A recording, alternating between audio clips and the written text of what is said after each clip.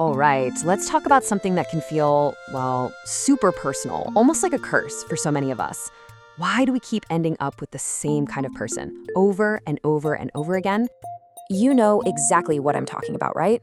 You meet someone new, things feel fresh, exciting. You're thinking, yes, I finally broke the pattern. But then, a few months down the line, that sinking feeling of déjà vu starts to creep in. It's the same arguments, the same dynamics. You've somehow landed in the exact same emotional territory, just with a new cast member. It is exhausting. So first things first, before we go any further, I really need you to hear this. There is absolutely nothing wrong with you. You're not broken, you haven't failed at love, and you are not cursed. What's actually going on is that your brain is running a program. It's following a deeply written script about what love is supposed to feel like. And the best part? Once you can actually read that script, you can start writing a new one. So let's dive in and read it together. Okay, our first clue takes us way, way back. All the way back to the very beginning, to the blueprint that gets laid down and ends up shaping how we connect with people for the rest of our lives. So this idea comes from a psychologist named John Bowlby. His huge idea, attachment theory, basically says that our very first relationships, usually with a parent, create a template for love. That first bond literally teaches our brain what to expect from other people. And these early experiences build what are called internal working models. Honestly, just think of it as your brain's unconscious love map. It's a set of rules it creates about who you are, like, am I worthy of love? And who other people are. Can I really count on anyone? This map then guides you through every relationship you have as an adult. And most of the time, we don't even know it's there.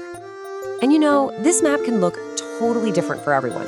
If a kid has a caregiver who is warm and responsive, they tend to develop a secure attachment. They feel safe. But if that care was inconsistent or maybe kind of distant, a kid might develop an insecure style. They might get really anxious and clingy, or they might become avoidant and withdrawn. And guess what? We carry these exact same patterns right into our romantic lives.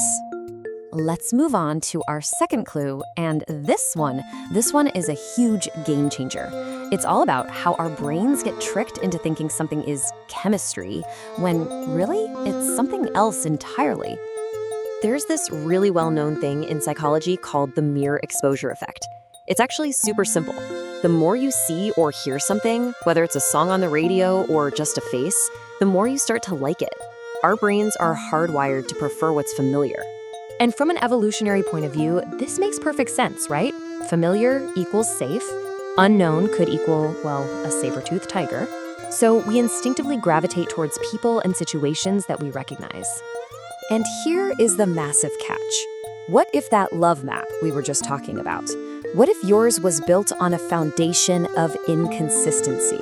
What if the feeling of love you learned was all tangled up with chasing someone or feeling a little on edge? Well, then your brain isn't really seeking safety. It's seeking the familiar chaos of anxiety. This is where we get something that psychologists sometimes call the secure ick. And yeah, it's a real thing. It's that feeling when a healthy, stable relationship just feels off. You might get bored when there's no drama. You might feel like there's no spark with a partner who is just available and consistent. That's your brain basically going, hold on, this calm, steady feeling? This isn't what I was taught love feels like. This goes right down to your nervous system. See, an anxious relationship can trigger your fight or flight response. You get that rush of cortisol and adrenaline, which we very easily mistake for butterflies and passion. A secure relationship, though, that activates your rest and digest system.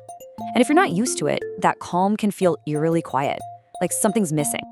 Okay, for our third and final clue, let's finally settle that age-old debate. Do opposites really attract, or is something else at play?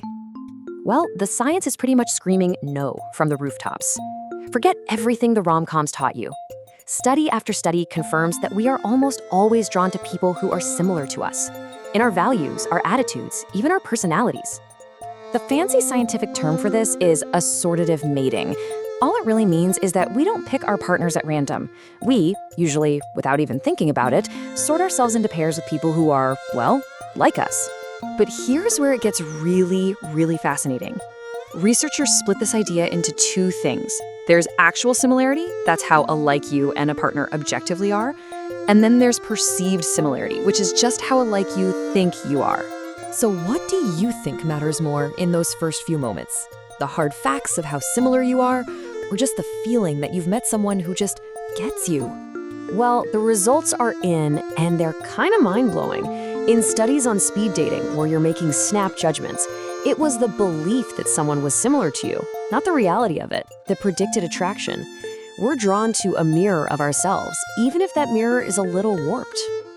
And this chart here shows it perfectly.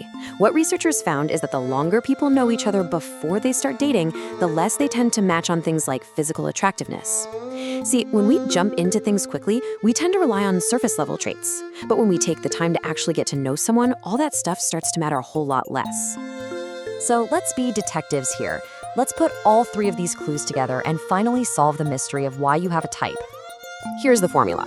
First, your childhood creates that love blueprint, that script that defines what connection is supposed to feel like to you. Second, your brain goes out and seeks that familiar feeling, often mistaking the anxious buzz of an unhealthy dynamic for the spark of chemistry. And third, you're attracted to people who you perceive as being similar, people who feel like they'll fit perfectly into that pre-written script. So here's the big takeaway, the most important thing I want you to hear today. Your pattern is not a character flaw. It's the logical, predictable result of your history, your brain's basic wiring, and this natural search for someone who feels like home. It is science, not a personal failing. And understanding that, well, that's incredibly powerful. Because if your attraction is just following a script, it means you're not just some passive character who has to say the lines. You are the author.